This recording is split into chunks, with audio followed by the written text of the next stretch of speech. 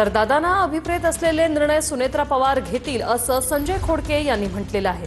उपमुख्यमंत्री सुनेत्रा पवार राष्ट्रीय अध्यक्ष होतील असं संजय खोडके म्हणाले।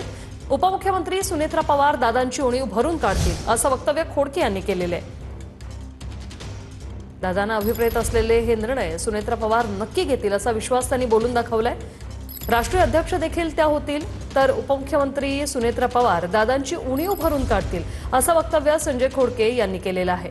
आज आम्हाला सांभाळणारा बाप सभागृहात नसेल हे दुःख आहे अशी प्रतिक्रिया देखील त्यांनी दिलेली आहे। मात्र दादांना अभिप्रेत असलेला असा अर्थसंकल्प मांडला जाईल असा विश्वास देखील त्यांनी वर्तवलेला आहे आणि दादांना अभिप्रेत असलेले निर्णय सुनेत्रा पवार नक्की घेतील असं संजय खोडके म्हणाले।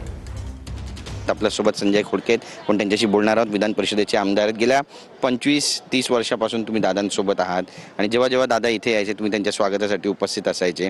एक वेगळीच जवळीक होती त्यांच्यासोबतची।